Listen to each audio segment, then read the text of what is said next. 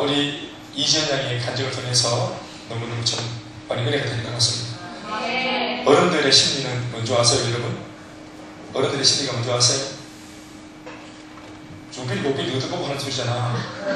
어른들의 심리가 뭔지 아냐 이 말이야. 모른다 해야지 내 말해주지. 이렇게 간증을 하잖아. 그러면 왜 이게 아니고 그래 말대로 사라진다. 네가 세상 물정을 모른다. 뭐 저렇게 말해봐야지 삶이 따라주겠나 지금. 또 따라줘도 얼마나 하겠노. 이런 생각이 어른들한테는 항상 있어요.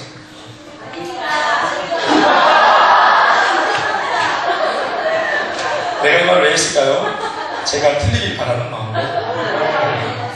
그런데 보편적으로는 다 이런 소리를 합니다. 어른들이 애들 은혜 받고 와서 간증하고 뭐 이렇게 하면 특성화자 앞에 나서 실험에 갔다 와가지고 막 특성하고 은혜 받다 계속 이렇게 하면 사진 막 보이고 이렇게 하면 웃고 막 이렇게 은혜 받다가도 여성이 딱 끝나고 찬양이 딱 끝나고 나면은 사람들이 이렇게 이제 왜냐하면 그거는 어른들의 잘못이 아니고 그렇게밖에 안 되도록 우리들이 그렇게 살았잖아요. 우리가 엄마 아버지한테 실망을 드리고 어른들한테 실망을 주고 살았잖아요. 그러니까 우리 스스로가 우리를 아무도 기대 안 하게 만들어 놓은 거예요. 또 뭐 어제까지 안 됐다 그래서 오늘 다시 또 이렇게 기대를 안 하는 어른들도 뭔가 문제가 있지만 기대할 만한 뭐 거두리를 보여주지 않는 분들도 문제가 있는 겁니다. 그러니까 우리가 이 모든 것을 토탈해서 하나님 앞에 이것을 이대어보면 우리도 아이들이 어른들한테 늘 잘못이 있는 것처럼 우리 모든 남녀노소 우리가 불문하고 모두도 완벽하신 그 주님 앞에서는 언제나 부족한 또 실수투성이인 인생들입니다. 그런데도 주님은 언제나 우리 말에 우리들의 이 달콤한 거짓말에 항상 우리 주님이 속아주시죠. 우리가 간증할 때는 많이 하지만 주님은 그것을 다 아시면서도 받아주시는 겁니다. 아멘. 아멘. 그게 지금 어떤 우리한테 그 은혜가 있다고 생각하세요? 하나님이 우리의 그 새빨간 거짓말을 믿어주는 이 모든 이 내용들이 우리한테 어떤 혜택이 있다고 생각하세요? 우리 새로운 기회가 있는 겁니다. 너 거짓말이 지금 이제 주님이 다 귀를 닫으시면 우리한테 기회가 없는 건데 이 감당하지 못할 말을 할 때 거짓말을 알면서도 주님이 이것을 이렇게 못해 하시면서 들어주고 우리를 믿어주고 신뢰해 주시잖아요. 그것이 우리들한테 뭐가 됩니까? 기회가 되는 거죠. 아멘이십니까? 제가 그 지은이를 가정을 시켰냐면 저렇게 100% 말한 대로 다 살겠나? 아마 못 살 겁니다. 그러나 그렇게 말을 했기 때문에 살려고 정아이가 앞으로 애를 쓰고 몸부림을 치고 말을 한 것 자체가 사람들 앞에 선포한 것 자체가 자기 스스로가 자기한테 기회를 지금 삼은 겁니다.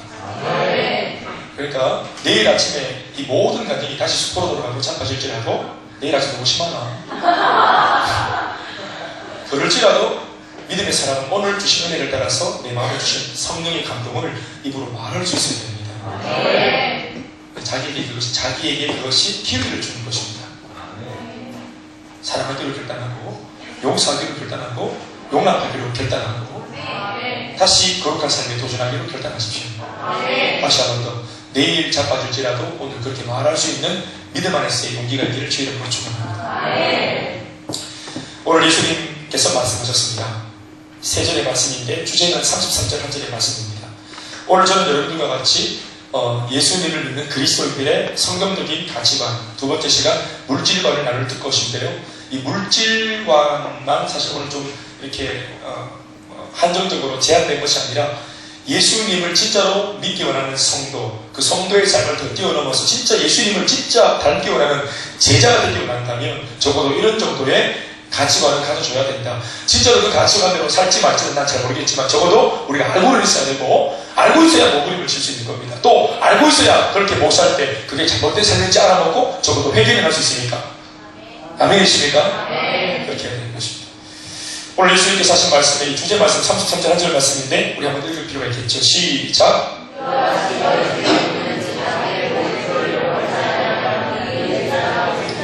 예수님께서 제자도에 대해서 말씀하십니다. 쉽게 말하면 진짜로 나를 닮은 예수님의 제자가 되기 원하냐? 진짜 나의 제자가 되기 원한다면 수많은 조건들 예수님이 한 번씩 은근슬쩍 언급들 하시는데 오늘 완전히 대놓고 노골적으로 말씀하시겠어요? 제자가 그것도 이제 이것을 좀 반어법으로 역설적으로 표현하셨습니다. 이와 같이 너희 중에 누구든지 이렇게 하면 내 제자가 될 수 있어. 이렇게 좀 말씀을 하면 좋겠는데 조금은 부정적인 표현을 하시면서 이 말씀을 좀 뒤집어 놓았어요. 말씀드리기 좀 부정적으로 표현을 해서 이렇게 발음법으로 쓴 이유는 그 말을 더 강조하기 위함인데요. 이와 같이 너희 중에 누구든지 자기의 모든 소유를 버리지 않으면 너희 내 제자가 되지 못한다. 그러니까 제자가 못된다. 이유가 뭔지 아나? 이렇게 말씀하신 이유는 우리가 제자가 못되게 하려고 주님이 말씀하신 것이 아니라 정말로 너희들이 내 제자가 됐으면 좋겠다는 마음을 주님이 마음에 담아가지고 하신 말씀이에요. 그러니까 이 말씀 속에 제자가 못 될 거야. 너희 제자가 못 될 거야. 제자가 된다는 것은 불가능해. 너희들은 안 될 거야. 이 말씀, 이 부정적인 말씀 속에 담긴 주님의 속내는 진짜 본심은 꼭 너희가 보편적으로 보통 사람들은 안 되겠지만 너희들만큼은 꼭 이 내가 원하는 조건에 부합해서 그 멋진 제자가 꼭 되었으면 좋겠다. 아멘이십니까? 예수님도 이 조건이 쉽지 않은 내용인 줄 알기 때문에 이렇게 좀 말을 틀어가지고 표현하신 거예요. 예수님이 하고 싶은 그 말의 정복이 뭔가 좀 쉽지 않기 때문에 행동에 옮기기 쉽지 않기 때문에 이미 주님이 다 하시는 거예요. 대부분 우리가 알고 있죠? 그게 오늘 바로 저기 액면가로 적혀 있잖아요. 완전히 표면적으로 드러나 있잖아요. 자기의 모든 소유를 버리지 않으면 제자가 못 된대요. 이 말을 그냥 쉽게 풀면 이거죠. 너희들 중에 능히 내 제자가 되기 위하여서 너희들의 모든 소유를 버렸으면 좋겠다. 그 모든 소유를 다 부정하고 내 제자가 되었으면 좋겠다. 그런데 이렇게 사는 삶은 쉽지 않을 거야. 그렇지만 그 쉽지 않은 삶을 살아 너희들이 그 멋진 인생이 되었으면 좋겠다. 이게 우리 예수님의 본심인 것입니다. 여러분, 이 말씀은 상당히 사실은 소화하기도 어렵고 참 힘든 말씀입니다. 그래서 예수님께서 기가 막히게 하시고 33절에서 딱 끝내도 좋은 말씀인데 굳이 34절과 35절을 뒤에다가 갖다 붙이는 겁니다. 예수님. 오늘 이 본문 말씀은 사실은 33절에서 끝나도 손색이 없습니다. 그런데 이 33절을 조금 더 주님이 우리가 상처 없이 받아들고 도전 한번 해보라고 그 문턱을 조금 낮추고 뭔가 부연해서 설명하고 있습니다. 그것 때문에 33절을 돕기 위한 말씀으로 34절, 35절이 붙어 있습니다. 이 말씀을 접근할 때 예수님이 우리를 돕기 위해 하신 그 말씀을 먼저 시작으로 좀 소화하기 힘든 33절로 가는 것이 말씀을 해석하는데 또 소화하는데 좀 더 도움이 됩니다. 예수님의 말씀을 들어보십시오. 먼저는 아까도 말씀드렸지만 오늘 예수님의 말씀은 굉장히 노골적입니다. 제자의 삶이 어떤 것인가 하는 것을 말씀하시면서 자기의 모든 소유를 버리지 않으면 제자가 될 수 없다. 모든 소유를 버리고 제자가 되라. 이렇게 말씀하셨어요. 그러면서 동시에 예수님이 정말 엉뚱하게도 제자 얘기를 하다가 소금에 대하여 말씀하십니다. 여러분들은 제자와 소금이 무슨 관계일까 생각하세요? 소금에 대해서 말씀하셔야 되는 내용이 뭐냐 하면 이렇게 말씀하시죠. 소금이 좋은 것이다. 소금은 참 좋은 것이래. 소금 참 좋은 거야. 이 고대 시대 때 소금은 참 좋은 거야. 근데 뭐 다시마가 다시다면서 없겠어요? 예? MSG가 있었겠어요? 그 당시에? 소금으로 간 맞추고 만내는 거 아니겠어요? 소금 있어야 돼요. 소금 없으면 싱거워서 밥을 못 먹는 거지. 소금을 참고해서 하나님 찬양하시죠, 여러분. 삶은 게 아니라 소금이 없다 생각해보세요. 소금 없이 이렇게 먹을 수 있겠어요? 참기름 발라서 또 삼킬 수도 있겠지. 뭔 맛으로 먹어야 돼? 소금이 필요해요. 소금은 참 좋은 것이다. 여러분, 예수님 말씀 잘 모르세요? 쉬운 말씀이니까 소금은 좋은 것인데 그런데 바로 노골적으로 말씀하십니다. 맛을 잃으면 짜게 할 수 없다.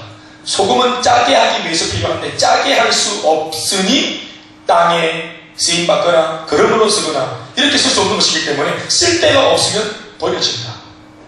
굉장히 단순한 논리죠. 자, 소금은 굉장히 좋은 것이나 여러분 굉장히 쉬운 말씀이에요. 소금은 좋은 것이나 소금도 만일 그 맛을 잃으면 무엇으로 짜게 하겠노? 땅에도 거름에도 쓸데없어 버려진다. 어려운 게 있습니까? 해석할 필요 있어요. 소금에 대한 이 표현. 그런데 이것을 해석해야 됩니다. 그래서 제가 있잖아요. 소금은 여러분 땅이나 거름으로 사용될 수가 없는 겁니다. 이것은 단순히 그냥 예수님이 소금이 맛을 잃으면 땅이나 거름이나 못 사용된대, 버려진대, 뭔가 겁을 주고 뭔가 이렇게 표현하기 위해서 표현상 하신 말씀이 아니라 뭘 강조하고 싶은 거냐 하면 소금은 다른 데는 절대로 다른 정도로는 쓸 수 없는 특별한 이게 존재 가치다. 다른 것은 여기도 쓸 수 있고 저기도 쓸 수 있고 이렇게 되는데 소금이라고 하는 것은 정말로 귀한 것이긴 하지만 단 한 군데만 사용되어진다. 맛을 짜게 하는데 우리가 조금 더 이 부분을 예수님은 표현하지 않았지만 우리가 보편적으로 알고 있는 소금의 용도에 대해서 한 가지만 더 붙인다면 또 어디에 또 쓰입니까? 음식의 부패를 막는 것에 소금이 쓰여지죠. 맛을 더 증가시키는 효과, 그리고 부패를 방지하는 효과, 이게 소금의 용도입니다. 소금의 존재 목적은 바로 두 가지입니다. 그 중에서도 예수님 오늘 표현은 맛을 내는데 소금이 필요하다. 그러니까 소금이 맛을 내려면 버려지는 게 마땅하다. 이 소금은 맛을 내는 일 말고 다른 데는 쓰여줄 수가 없는 거예요. 처음부터 소금이 해야 할 사명은 정해져 있습니다. 소금이라고 하는 존재는 맛을 내기 위해서 존재하는 겁니다. 다른 일에는 쓸데없습니다. 그것은 소금이 소금다울 때 가능한 사명입니다. 짠맛이라고 하는 소금다움을 잃어버리면 소금은 버려야 할 정도로 다른 용도로는 쓸데가 없는 천덕꾸러기가 되고 맙니다. 자, 여러분, 이와 같이 오늘 예수님은 제자다움과 소금다움을 같은 맥락에서 설명하고 있습니다. 한 두 가지로 배치가 되는데, 첫 번째는 소금은 매우 가치롭다. 예수님 말씀하셨습니다. 소금은 매우 좋은 것이다. 따라합시다. 소금은 좋은 것입니다. 가치롭고 매우 좋다는 거지. 근데 소금은 좋은 것이다. 요거와 똑같은 표현이 33절 제자들에 나옵니다. 뭐가 그거랑 비슷하게 묻어갈까요? 찾아보세요. 소금과 제자를 같이 예수님이 비교해서 지금 설명하고 있는데, 소금이 참 좋은 것이다. 이 말과 뭐가 닮았을까요? 말씀에 나와 있어요? 안 나와 있을걸요? 제자는 참 좋은 것이라 이렇게 있습니까? 자, 이것은 뭐냐 하면 우리가 알고 있는 거죠. 기본적으로 예수님의 제자로 산다는 것은 참 아름다운 삶이잖아요. 예수님하고 닮아있는 말도, 눈빛도, 표현도, 내 삶의 세포 하나까지 모든 것이 예수님과 닮아있는 예수님의 제자가 되어서 산다는 것은 멋있는 삶이잖아요. 우리가 그 멋있는 삶이 동경은 되지만 안 사라지니까 문제인데, 그렇게 살 수만 있다면 우리가 모두가 다 아멘대로 화답하는 거잖아요. 멋있는 거예요, 여러분. 내가 선교사가 못해서 그렇지, 지 엘리엇처럼 28살 꽃다운 나이 자기 생명을 던지고 살아가는 그 사람의 그 이야기 자체는 우리들한테 매력적이야, 안 매력적이에요? 내가 이수식은 아니지만 명량기념에서 이 회오리에 있다가 이걸 일본 함대를 다 몰아나가가지고 다 선멸하는 이 이수식 장군의 그 업적 멋있어요, 안 멋있어요? 내가 이수식이 못해서 그렇지, 이수식 장군의 그 삶은 멋진 거예요. 제자가 내가 못돼서 내가 누가 안 나서 그렇지, 제자의 사는 내용을 들다 보면 하나님도 칭찬하시고 주변에 있는 모든 사람들이 부러워하는, 존경받는 그 삶, 우리 모두가 정말 귀하고 가치 있는 줄 알아요. 소금은 참 좋은 것이네. 이 말 속에 담긴 게 뭐냐면 제자는 참 좋은 것이다. 제자로 산다는 것은 참 좋은 것이다. 오늘 우리 예수님처럼 그냥 예수님이 말씀을 따라 쉽게 우리 전인중들이 봅시다. 여러분, 제자는 어떤 삶입니까? 제자의 삶은 어떤 것입니까? 복잡하게 얘기하지 말고 오늘 예수님의 가르침을 따라 쉽게 표현하면 제자의 삶은 어떤 것입니까? 좋은 것입니다. 예수 믿으면 어떻습니까? 좋습니다. 네. 내가 변화되면 어떻습니까? 내가 변화되면 어떤 일이 날까 막 장황하게 생각하지 말고 정말 심플하게 내가 변화되면 어떻게 됩니까? 좋습니다. 먼저는 나한테 좋고, 우리 엄마가 좋아하시고, 우리 아버지가 변화된다는 걸 좋아하시고, 모두가 좋아하는 겁니다. 소금이 좋은 것인 것처럼 예수님의 제자가 되어 산다는 것은 좋은 것입니다. 일단 제자 역시도 소망 없는 이 세상에서 매우 가치로운 존재의 삶입니다. 너무너무 귀한 삶입니다. 맛없는 이 세상 소금의 가치가 있고, 빛이 없는 이 세상 빛이 의미가 있는 것처럼 소망이 없는 이 세상 제자로 산다는 것은 정말 멋진 일입니다. 가급적이면 여러분, 우리 자매들은 그런 제자를 닮은 예수님 제자의 모습을, 가치관, 삶, 모든 부분에서 예수님의 제자를 닮아있는 그 사람을 여러분들이 남자친구로 좀 두시기 바랍니다. 이상은 그런 이상이 될 수 있기 바랍니다. 왜요? 그 사람이 좋은 사람입니다. 두 번째, 예수님도 말씀하십니다. 소금에 대해서 소금도 만일 그 맛을 잃으면 뭘로 짜게 하겠노? 소금이 맛을 잃으면 이라고 가정을 하고 있습니다. 자, 이것과 닮아있는 내용이 33절에 나와 있죠. 그게 뭡니까? 제자가 자신의 모든 소유를 버리지 않으면입니다. 제자가 자신의 모든 소유를 버리지 않으면, 내 물질적인 이 소유를 내가 부정하지 않고 내가 여기서 계속 추구한다면 그건 제자가 아닙니다. 마치 그렇게 산다면 소금이 맛을 잃은 것 같은 것입니다. 예수님의 제자가 세상을 밝히고 정력을 밝히고 내 욕심대로 살아간다면 그것은 제자가 아니거나 제자라면 거짓말하고 있거나 그런 것입니다. 이 두 가지가 함께 못 가는 겁니다. 소금이 맛을 잃는 것과 제자가 세상적인 것을 추구하는 것과 같은 것이라는 말이에요. 제자가 제자답게 살지 못하면 맛을 잃어서 소금이 맛을 잃으면 버려지듯이 제자도 제자다운 삶이 따라주지 못하면 버려지는 것입니다. 자, 그런데 여기서 우리가 한 가지 잘 생각할 게 있습니다. 소금이 맛을 잃으면이라고 가정하셨습니다. 예수님. 자, 대답하십시오. 소금이 어떻게 맛을 잃을 수 있습니까? 자, 주방에서 우리 좀 활동하시는 분, 소금을 맛을 잃을 수 있습니까? 소금이 맛을 잃을 수 있습니까? 예수님이 물론 가정하셨지만 소금이 맛을 잃으면 버려지고 뭐 땅이나 그릇이나 쓰잘데 없으니까 버려진다. 이 복잡한 뒤에 생각하지 말고 소금이 맛을 잃을 수 있냐 이 말입니다. 불가능하죠. 예수님은 바로 이 말씀을 하고 싶은 겁니다. 소금이 맛을 잃으면 쓸데 없어지고 그러면 버려지게 된다는 이 말을 듣고 사람들이 두려워하면서 그러면 맛을 잃지 않도록 우리 더 조심하자, 더 주의하자, 우리 좀 잘, 좀 줄이면서 좀 따라가자, 머무림치자, 우리 맛을 안 잃도록 좀 잘해보자, 이러면서 구설을 든 겁니다. 그러나 이런 모든 것이 다 말도 안 되는 소리인 것은 이유가 뭐냐 하면 소금은 절대로 맛을 잃을 수 없기 때문에 그렇습니다. 그러니 안 버려지기 위해서 다른 대안을 강구할 필요가 없어요.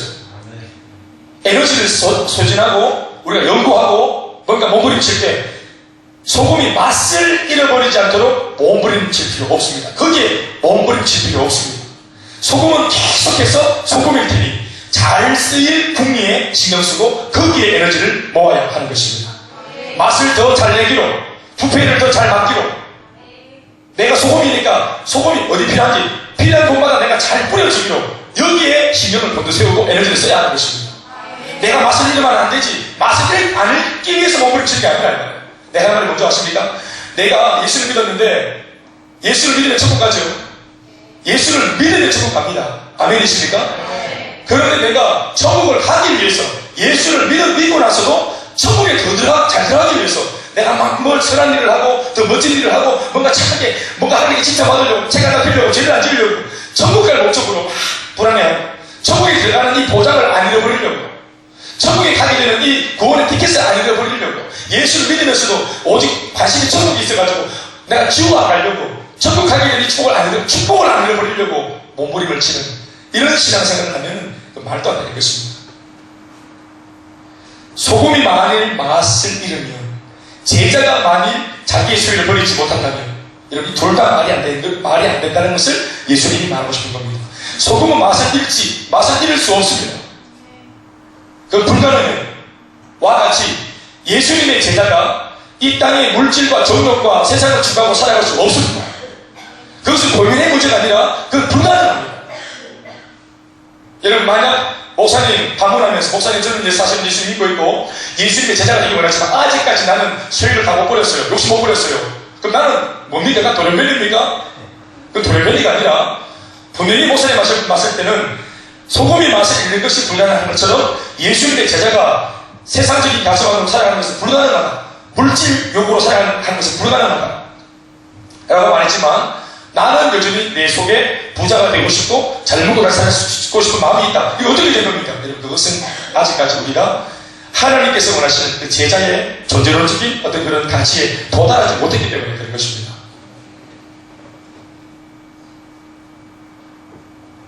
소금이 맛을 잃는 게 불가능하듯이 제자는 모든 소유를 버리지 않을 수 없습니다. 만약 누군가가 나는 예수님을 따르는 제자이지만 아직 소유를 못 버리고 있다라고 반문한다면 이상할 것도 없고 걱정할 것도 없습니다. 여러분들이 예수님의 제자이기 때문에 앞으로 반드시 양육을 받으면서 은혜를 받으면서 주님의 본심을 알아가면서 반드시 어느 한순간 내 자신의 모든 소유를 버린다 하는 말이 진짜 버리는 걸 말하는 게 아니라 이 소유를 가지고 있대 내가 이 소유를 주님이 원하시는 바대로 그 제자가 여러분 예수님의 제자가 되는 그 제자라는 사람이 가치관이 바뀌어있는 사람이라는 사실을 믿으세요? 예수님의 제자가 되어지면 존재가 예수님의 제자가 되어지면 그 사람 생각 자체가 자기 잘 먹고 살 생각을 할까요? 과연?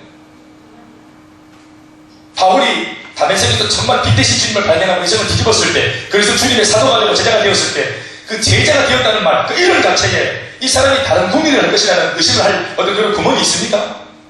없습니다. 우리는 사도 바울을 의심하지 않죠.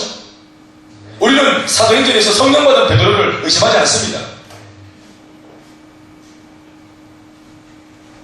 무엇을 하는 것, 맛을 내고 부패를 방지하고 또 주님의 말씀대로 살아내고 복음을 전하고 기쁨이 되고 이 모든 것보다 가장 중요한 것은 소금이 소금되고 제자 되는 것입니다. 우리가 왜 세상에 예수를 믿으면서도 세상을 추구하고 세상 가치관으로 살아가느냐? 미안한 말이지만 아직 우리가 예수님의 제자가 아니기 때문에 그렇습니다. 노골적으로 표현하면 제자의 제자됨은 제자다운 삶입니다.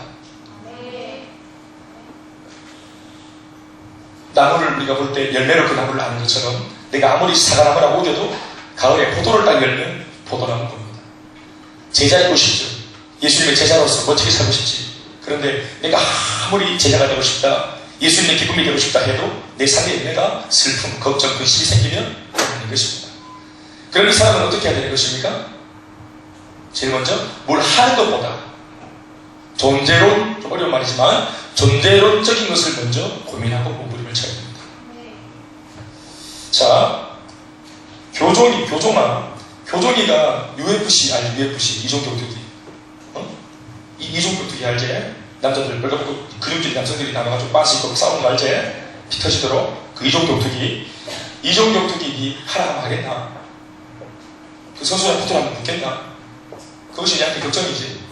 근심이고 만약 내일 누가 시합을 잡아놨는데 목사님 그러면 얼마나 걱정되겠냐?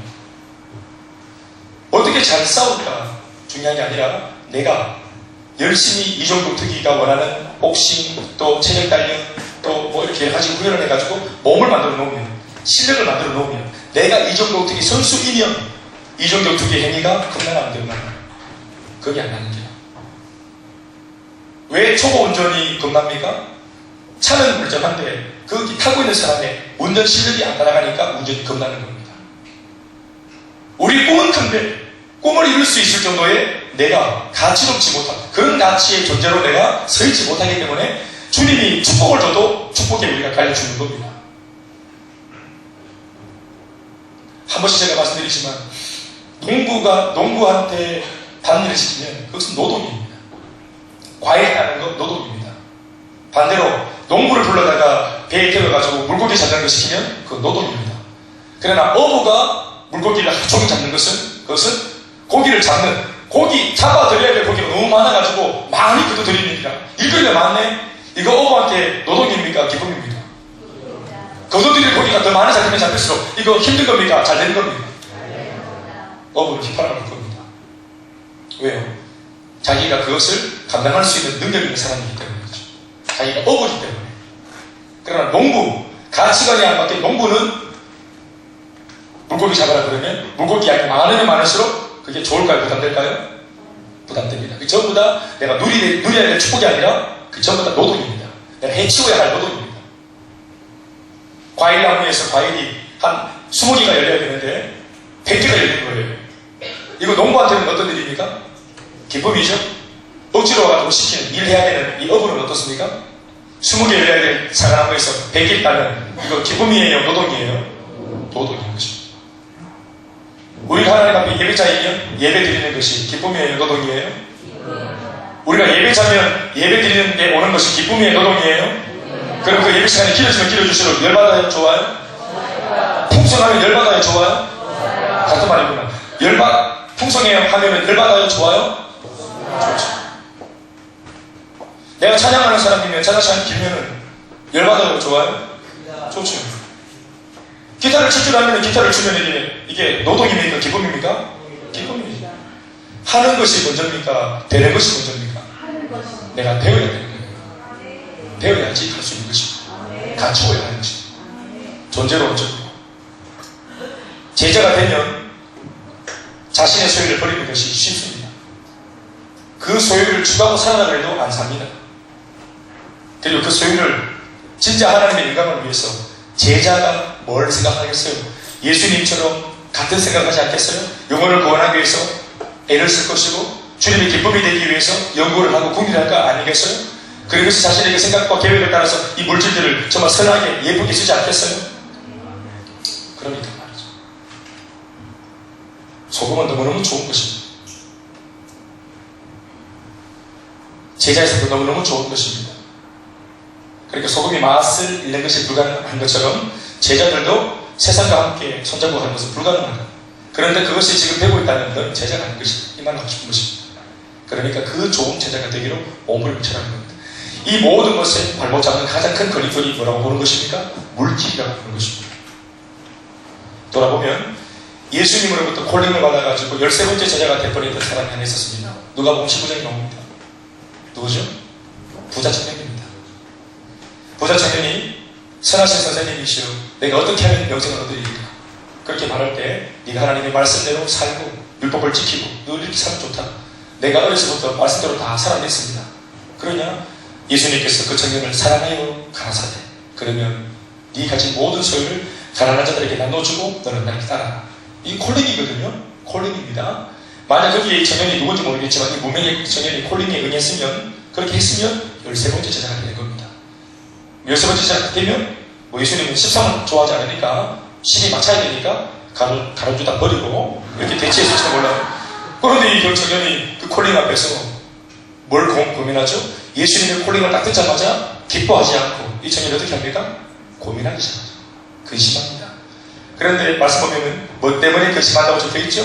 가지고 있는 소유가 많은 거로 근심한다. 그리고 돌아서서 갈 길 가쁘다. 그러니까 잘 보세요. 이 청년은 예수님을 왜 찾아왔냐면 자기가 얼마나 영적인 사람인지 자기가 이 땅에 있는 세속적인 가치에 자기는 연연하지 않고 지금 질문을 뭐라고 했다고요? 선한 선생님 내가 어떻게 해야 물 받을 수 있겠다고 물었다고 합니까? 영생. 보세요. 이 청년이 적어도 이 젊은 청년이 지금 천국 갈 날이 한참이나 남아있는 혈기방장한 20대, 30대 한참 젊은 아이가 지금 뭘 걱정하고 있어요? 취업 문제 아니에요. 결혼 문제 아니에요. 예수님께 와가지고 상의한다는 게 번호표 뽑아가지고 그렇게 오랫동안 기다렸다가 와가지고 한마디 질문 딱 하는데 그 내용이 뭐였다고요? 누구랑 결혼하니까 뭐 이런 게 아니고 뭐라고? 청년이 어떻게 하여야 영생을 얻으리까? 와, 대만이 수준 높은 기라고. 난 아직까지 청년들한테 그런 질문을 한 번도 받아본 적 없습니다. 자, 목사님 어떻게 하면 제가 영생을 얻을 수 있습니까? 내가 좀 따라한 인생도 공부할 수 있겠나니까? 이런 말 한 번도 들어본 적 없습니다. 누구랑 사귀어본 적 있습니까? 목사님 저는 지금 나이가 작은데 언제 사귈 수 있습니까? 도대체 우리 교회는 언제 이게 결정가 됩니까 도대체? 풀어져 있어. 뭐 이런 거. 그런 거 내가 질문 받아보죠. 안 그런 질문 받아보죠. 자, 이 청년 여러분 보세요. 액면가로 딱 보세요. 근사하죠? 대답하세요. 근사하죠? 신앙적으로 볼 때는 굉장히 우리 어머님들이 볼 때 사익감인 거예요. 어째 젊은 사람이 그래. 신앙 대단하네. 요즘에는 신앙 하도 별 모르는 사람들이 많아놓으니까 총각이면서 이게 신앙이 좀 좋으면 이 모든 학교의 거사님들이 전부 다 사익 삼으려고 눈에 불을 켭니다. 잘하세요. 지금도 누군가가 불꽃 같은 눈빛으로 보고 있습니다. 제가 총각 전사 때 어리부리하 해가지고 그 첫 사역제 갔지만 와 진짜 전화기 나는 전화기 난 내가 그렇게 같이 오는 사람이 처음 봤어. 진짜 별 볼일 없는 청년 대목머리 총각 청년이었다가 내 모교회에서는 첫 사역제 전도사라고 들어갔더니만 완전 뭐 나는 천사처럼 나는 여전히 김대현이고 이름만 바뀌었어요. 청년 김대현에서 또 김선생에서 김대현 전도사로 이름만 바뀌었단 말이에요. 2000년도 1월달에. 근데 이름 하나 바꿨으면 전부 다 그 사람들이 이름이 막 이래가지고 계속 들어오는 거예요. 안 믿겠지. 그때 제가 좀 그래도 이 화주 좋다 했거든요. 그래서 제가 몸둘 바를 모르겠는 거예요. 제가 거기 다 되고 뭐 대개 손녀가 뭐 아름다우시면 물을 받겠어요 내가? 대개 따님이 뭐 아름다우시다고 내가 물을 받겠어요? 막 들어올 때 일단 부끄럽고 목소리 화끈거리고 몸둘 바를 모르겠고 그랬단 말이에요. 지금 제가 무슨 일 하는 그런 것처럼 불꽃 같은 눈빛으로 보는 사람이 있다. 그러니까 우리가 예수님의 말씀대로 살아내는 이런 멋진 사람이 되면 많은 사람들이 알아보는 것입니다. 주님도 알아보지만 교회에서 알아보는 곳이다. 그러니까 그 청년이 얼마나 수준 높은 얘기를 했습니까? 젊은 사람. 그러니까 얼마나 많은 사람들이 볼 때 대단히 그렇게 했어요. 또 그 청년이 뭔가 의식하고 싶었던 마음이 있었던 것 같아요. 또 예수님한테 그 당시 이슈였던 그 예수님한테 칭찬도 듣고 싶었고 그분이 스타였기 때문에 이 청년이 나름대로 야망이 있었던 것 같아요. 그 야망 다른 것이 아니라 영적인 야망. 예수님 뭐라 하십니까? 하나님 말씀대로 살았으면 좋겠다. 내가 말씀은 다 행하고 살았다고 반문합니다. 여기도 대단합니다. 이 말도. 그러니까 예수님이 그 말 듣자마자 사랑하여 가라사대. 그 청년이 사랑스러운 겁니다. 아이고 젊은 사람이 자신의 정력과 소욕을 거절하고 말씀대로 살려고 얼마나 애랬을겠노. 예수님이 또 그게 사실입니까? 예수님이 그걸 질타하지 않으셨습니다. 인정해 주셨습니다. 그런데 한 가지, 네 소욕을 다 보세요. 네가 이렇게 영적인 것을 추구하고 세속적이지 않은 것을 자꾸 강조하는 걸 보니까 네한테는 물질 이런 거는 아무것도 아니겠네. 네가 이 세상에 있는 물질들은 별로 중요하지 않다고 생각하기 때문에 이 젊은 사람이 물질이 아니라 영적인 것을 고민하고 있는 거 아니겠나? 그걸 반증하는 질문이 있단 말이야. 그 예수님께서 니 참 대단하다. 니 되게 영적인 사람이네. 니 신령한, 니 참 신앙 좋네. 그러면 나를 따라서 좋겠는데 따르려면은 니 모든 소유를 다 팔아서 가난한 자들에게 나눠주고 나를 따라. 이렇게 말한다. 니가 그렇게 영적인 사람이니까 그 물질적인 것은 다 버리고 나를 선택해라. 이렇게 주님이 영적으로 딱 나가니까 이 친구가 대번 어떻게 합니까? 가지고 있는 물질 때문에 근심하면서 바로 돌아가 버리죠. 이 청년은 어떤 청년이었습니까? 사실은 영적인 사람이었어요? 육적인 사람이었어요? 육적인 사람이었죠. 이런 말이 몇 마디만 주고받으면 정체가 막 드러나는 것입니다. 우리가 선교도 말하고 전도도 말하고 영혼을 사랑해야 된다고 막 떠들어대고 마치 그런 말 하는 것만 보면 제자예요. 소금이에요. 그런데 그 소금은 절대로 맛을 해줄 수 없거든요. 반드시 짜야 돼요. 소금은 딱 건드리면 짜요. 그냥 이미 안 달아요. 제자를 한번 딱 건드리보면 바로 주님 냄새가 다 날아나야 돼요. 삶의 내용이. 가치관이 많은데요. 사람의 가치관 중에서 제일 선두에 있는 가치관이 뭐냐 하면 물질관입니다. 경제관. 요한 웨슬레라고 하는 18세기 영국의 유명한 부흥사가 말씀을 전하면 그 당시에 마이크도 없고 그냥 행길에서 자기가 사다리를 놓고 올라가서 말씀을 막 전하면 나무강단 위에서 말씀을 전하면 사람들이 전부 다 몰려와서 그 사람 말씀을 들었는데 이 말씀 집회가 하루도 좋고 이틀도 좋고 3일도 좋고 계속 며칠이나 반복되어져요. 중세에 그랬습니다. 심지어 사람들이 이 사람의 말을 듣기 위해서 뒤늦게 소문을 듣는 사람들은 둘째 날 셋째 날 가마를 끌고 마차를 끌고 찾아와가지고 자기가 말씀을 듣는 사람도 있고 자기가 먹을 그 음식 양식을 마차에 실어가지고 찾아와서 밥을 지어 먹으면서 그 설교를 들었던 사람들이 있었습니다. 대단하죠? 그 당시에.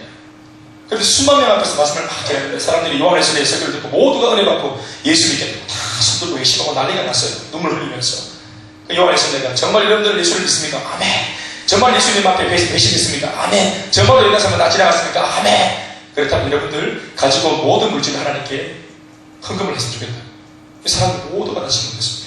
그때 요한에서 내가 미소 지으며 말을 했습니다. 쓴미소를 지으면서 진짜로 헌금을 하라는 말이 그 사람의 말의 조심이 아니었고 이걸 테스트해 보는 거죠.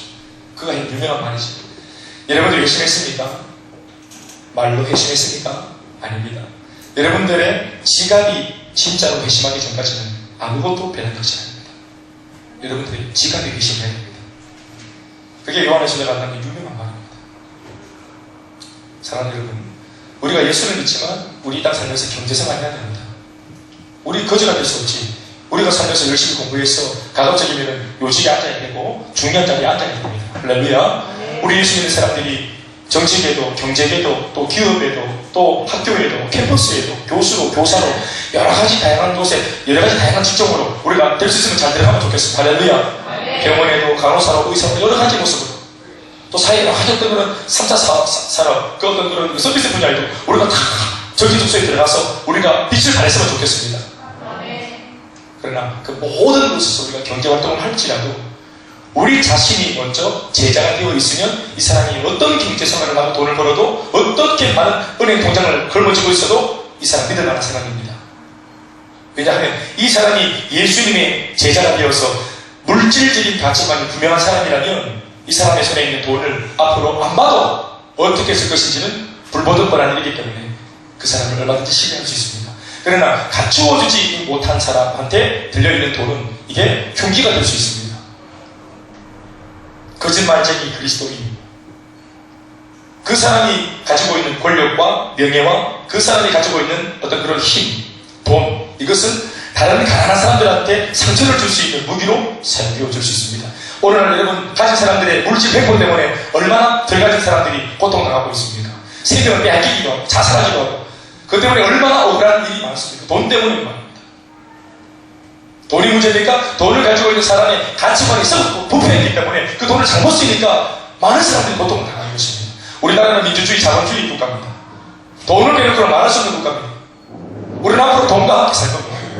그러니 우리가 여러분 이 돈 생활, 이 경제 생활을 할지라도 우리가 우리 속에 내가 변화되어 돈과 관계없이 내 자신이, 김대영이 자신이 예수님의 제자가 되어지면 제자가 된 김대영이 손에 아무리 많은 돈이 들어와도 이 사람이 그 돈으로 따지 않는 것입니다. 그 사람이 예수님의 제자라는 그 이름 하나만으로도 얼마든지 신뢰할 수 있는 것입니다. 믿습니까? 저번에도 제가 큰아이가 있고 둘째가 있고 셋째가 있잖아요. 용돈 여러분 안 줍니다. 용돈은 어느 정도 돈을 지어줘도 야가 건사할 수 있겠다 싶을 때 돈을 지어줍니다. 요즘에 이제 아버지 우리 경비한테 이제 1,000원, 문자 5학년한테 1,000원,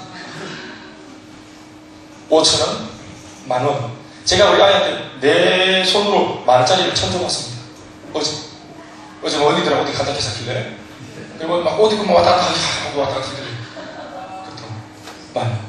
또 좀 주머니 좀 있길래 그거 치고 이렇게 하길래 또 이제 다른 것도 좀 주고 많은 돈을 주고는 아니지만 저 아이한테는 좀 큰 돈이 좋습니다. 내가 이 아이를 볼 때 이제 어느 정도 좀 이렇게 규모 있게 쓰는 것 같아가지고 내준 겁니다. 확인을 못 해봤습니다. 내가 이 물질을 써도 비전을 지킬 수 있고 하나님의 마음을 지킬 수 있고 내가 교만하지 않고 내가 온전한 주님의 사람으로 내 길을 잘 걸어가고 오히려 주신 이 물질로 사람들을 새롭고 살리고 소금이 맛을 내어서 그 음식을 더 화려하게 만들어주는 역할을 하듯이 내가 존재함으로 이 세상과 이 사회와 지역을 더 화려하게 만들어줄 수 있는 소금 같은 사람으로 내가 살 수 있는 그런 가치관만 잘 정해되어 있고 검증받는다면 하나님 우리들한테 묶어 놓았던 경제의 복을 반드시 열어줄 것이라고 믿습니다. 하나님께는 뭐 1,000,000원이나 100억이나 1,000억이나 똑같은 것입니까? 우리들한테나 10억이 다르고 100억이 다른 것이지 하나님한테는 이 금전적인 의미가 별로 없는 것입니다. 하나님은 얼마든지 복에 걸어내시기 때문에 축복이 있다는 거예요. 그러니까 이 복을 주어서 이 복을 잘 쓸 수 있는 능이 있는 사람한테는 주님이 믿음을 담보로 맡기시는 것입니다. 오늘 여러분들한테 한 가지 제가 기도 제목으로 삼고 도전하고 싶은 것은 나는 가난하기 싫다, 부유하고 싶다, 좋은 차를 타고 싶다, 좋은 집에서 살고 싶다. 자신의 모든 것이 돈과 관계된 거니까. 또 어릴 때 엄마 아버지가 돈 때문에 많이 힘들어하는 걸 보면서 마음에 이 돈에 대한 어떤 한이 맺힌 사람들도 있을 수 있겠죠. 그러나 그 사람이 어떻든지 간에 내가 원하는 그 소원이 만족되기 위해서는 내가 진짜 제자다움을 먼저 회복해야 되는 것입니다. 저는 직장 문제도 바로 이 한 가지 문제에 결부되어 있다고 확신하는 사람입니다. 왜냐하면 직장도 액면가로 말하면 그게 이제 경제생활을 하는 하나의 수단이기 때문에 돈이 들어오는 통로이기 때문에 직업을 가지게 되면 경제생활을 하는 거잖아요. 그러니까 이 사람이 잘 갖춰줘야 됩니다. 그래야지 하나님 주시는 축복이 내가 많이 받아도 이것을 노동이라고 말하지 않는 사람이 될 수 있는 것입니다. 기쁨으로 감당할 수 있도록. 내가 하나님께 100,000,000원을 구했는데 하나님 200,000,000원을 줬을 때 이것이 노동이 아니라 기쁨이라고 말하면 누릴 수 있으려면 내가 그런 영적인 경제 능력이 있어야 하는 것입니다. 오늘 여러분들이 그런 면에서 이것을 좀 저렴하게 제가 적용을 시켜드리면 11조를 했습니다. 이 경제관에 대한 변화가 일어났다는 것을 확인하는 방법 중에서 11조만큼 좋은 건 없습니다. 오늘 이 말씀의 귀결점이 좀 이렇게 엉뚱한 것으로 튀어가지고 좀 당황한지 모르겠지만 예수님의 제자가 되어서 나는 물질과는 자유하다. 그 증거가 뭐냐? 11조입니다. 11조 그 자체가 의미가 뭐예요? 10의 9는 내 끼고 10의 1은 주님 거다. 이게 아니고 모든 것이 주님 것이다. 원래는 다 주님께 드려야 되는데 주님께서 말이셨어요. 아니야. 그건 네가 하고 하나만 나한테 받자. 그 하나를 내게 네가 고백하는 것을 보면서 네가 네 물질과의 할례를 받은 줄 내가 알겠다. 모든 것이 주님 것이라서 주님이 다 달라고 요구할 수 있지만 주님께서 아니 마음만 받고 그러나 또 사람이 마음으로 받고 고백하면 확인할 수 없습니다. 10의 1조만 나한테 줘가지고 네 마음이 나한테 있다는 것을 내가 확인하게끔 나를 좀 도와줘. 그게 11조의 의미예요. 그래서 예수님 하나님이 뭘 확인하고 싶은 거예요? 내가 오늘 이번 달에 받은 수익금보다 다음 달에 더 많이 야한테 줘도 야가 변질되지 않을 수 있는 사람인지를 하나님께서 그 11조를 통해서 뭐 하고 싶은 거예요? 확인하고 싶은 거예요. 왜 확인을 하고 싶어요? 복을 주고 싶지만 확인이 안 되고 검증이 안 되면 축복했다가 인생들이 변질되는 것을 주님은 수도 없이 봤기 때문에. 그래서 내가 나의 신앙과 나의 가치가 회복되어지면 반드시 축복을 따라온다는 사실을 명심해야 됩니다. 세상 가치관으로는 세상을 추구하는 거지만, 세상적으로는 물질을 추구하는 거지만, 벌어내는 거지만, 쟁취하는 거지만, 신앙적인 경제관은 쟁취하는 것이 아닙니다. 정말로 말 그대로 하나님으로부터 받는 것입니다. 그런 은혜가 있기를 간절히 소망합니다. 오늘 사실 제가 말씀을 좀 묵상하면서 우리 청소년이나 청년들한테 경제 생활을 안 하는 분들도 계시는데 이것이 과연 얼마나 이게 매칭이 될까 생각을 좀 했습니다. 그러나 지금 우리가 이런 경제관으로 잘 무장되어져서 앞으로 우리가 취업을 하고 또 가정을 꾸리고 그렇게 우리가 삶을 살게 될 때 우리가 사실 기성세대보다 훨씬 더 빨리 시작하는 겁니다. 성경적인 경제관으로 경제생활을 빨리 시작하는 겁니다. 여러분들 그런 은혜가 있어가지고 여러분들이 30대가 되었을 때 여러분들이 40대가 되었을 때는 더 아주 좀 경제적으로 부강하고 잘 되는 사람이 될 수 있기를 주의 이름으로 축원합니다. 네. 여러분들이 경제적으로 부유해야 될 이유가 뭘까요? 앞으로 여러분들이 해야 그 헌금생활을 하면서 또 사역을 함에 있어가지고 그 사역비가 우리 교회가 필요하죠.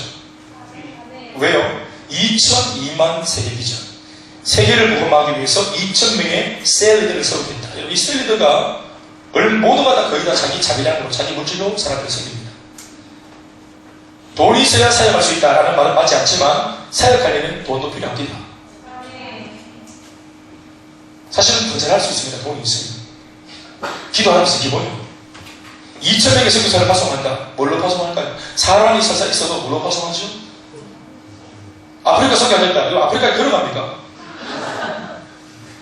저새 교통비 있어야 되고 선교사가 뭐 주님 말씀으로만 삽니까? 떡도 먹어야 안 되겠어요? 마사이족 염소 공기에 피내가지고 피도 빨아 먹고 살아야 되고 뭐야 되냐 안 살겠어요? 물질이 있어야 되는 거예요. 소위 성교비라는 이름으로 살비라는 이름으로. 그러니까 교회가 여러분 재정적으로 축복을 받아야 될 이유가 바로 뭐냐 하면 이 사명을 잘 감당하기 위해서 재정적으로 복을 받아야 돼요. 여러분들 가정도 바로 그 한 가지 이유 때문에 여러분들 가정이 부유하길 바라는 겁니다. 여러분들의 앞날이 그렇게 부유하길 바랍니다. 이유는 있는, 목적이 있는 부유, 목적이 있는 명예, 목적이 있는 어떤 고유. 믿습니까 여러분? 그래서 여러분들이 그것을 진짜로 가졌을 때 잘 펼치고 쓸 수 있는 사람 될 수 있길 바랍니다. 기도하겠습니다.